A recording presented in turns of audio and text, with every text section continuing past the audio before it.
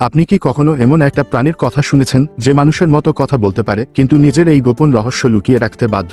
ভাবুন তো, সে যদি শত শত শিশুর জীবন বদলে দেয়, অথচ শেষ পর্যন্ত সেই শিশুরাই তাকে ঘৃণা করতে শুরু করে। কেন এমন হলো? কে বিশ্বাসঘাতকতা করলো? আর শেষ মুহূর্তে এমন কি সত্য সামনে আসে যা পুরো গল্পটাই উল্টে দেয়? শেষ পর্যন্ত না দেখলে এই গল্পের আসল আবেগটা আপনি কখনোই বুঝতে পারবেন না। গল্পটি শুরু হয় ফিফথ ক্লাসের কিছু ছোট ছোট বাচ্চাদের নিয়ে, যাদের প্রাইমারি স্কুলের এটাই শেষ বছর। আজকে তাদের নতুন ক্লাসের প্রথম দিন, আর তাদের প্রথম ক্লাস নিতে আসেন শিক্ষক মিস সেলিনা। মিস সেলিনা ক্লাসে এসে বাচ্চাদের পরিচয় করিয়ে দেন এই গল্পের দুই মূল চরিত্র, লিও নামের এক প্রবীণ গিরগিটি এবং স্কোয়ার্টল নামের এক কচ্ছপের সাথে। তবে বাচ্চারা এই দুটি প্রাণীর প্রতি তেমন কোনো আগ্রহ দেখায়নি। এরপর মিস সেলিনা জানান, এবার যে ক্লাস পরীক্ষায় প্রথম হবে তাদের ছুটির দিনে ঘুরতে নিয়ে যাওয়া হবে ম্যাজিক ল্যান্ড নামের এক চমৎকার থিম পার্কে। এই কথা শুনে বাচ্চারা বেশ উৎসাহিত হয়ে পড়ে। অন্যদিকে সেদিন রাতে স্কুলে অভিভাবক সভায় সকল বাবা মায়েরা উপস্থিত হন। সেখানে জানানো হয় মিস সেলিনা মাতৃত্বকালীন ছুটিতে যাচ্ছেন,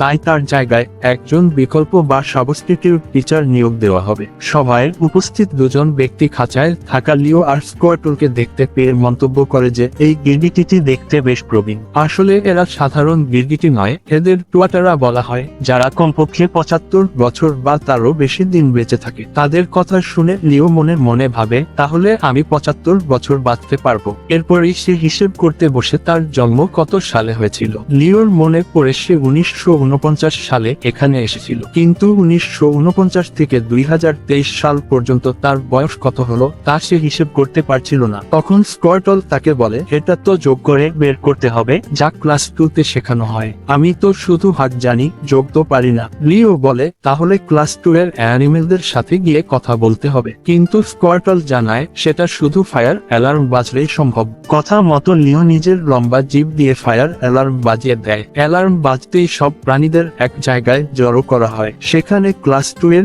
একটি খরগোশের থেকে হিসেব করে লিও জানতে পারে তার বয়স ইতিমধ্যেই 74 বছর হয়ে গেছে। এই কথা শুনে লিওর মন ভীষণ খারাপ হয়ে যায়, কারণ তার হিসেবে আর মাত্র 1 বছর সে বাঁচবে। নখ দিয়ে দাগ কেটে সে নিজের না পাওয়া স্বপ্নগুলোর কথা ভাবতে থাকে।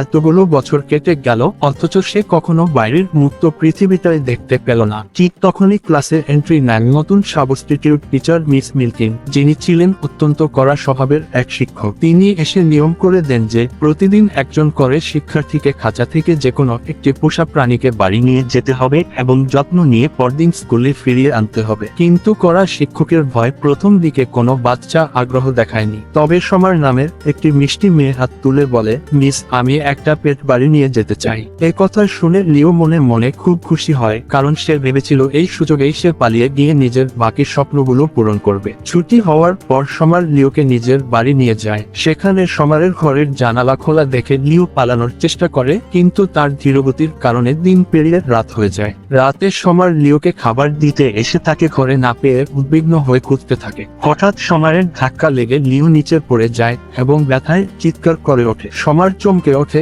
কারণ লিও আসলে মানুষের ভাষায় কথা বলতে পারত।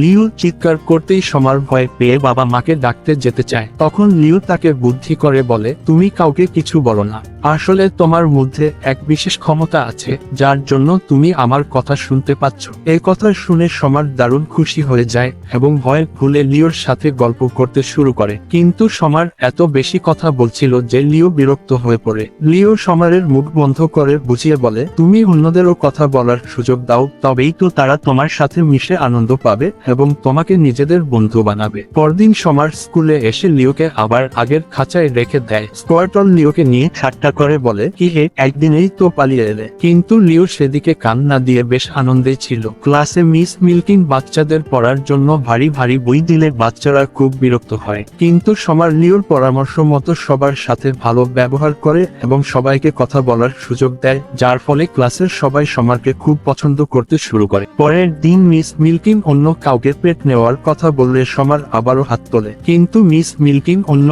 একজন বাচ্চাকে সুযোগ দেন। এবার যে ছেলেটি লিওকে নেয় তার সাথে সবসময় একটা ড্রোন থাকতো। ছেলে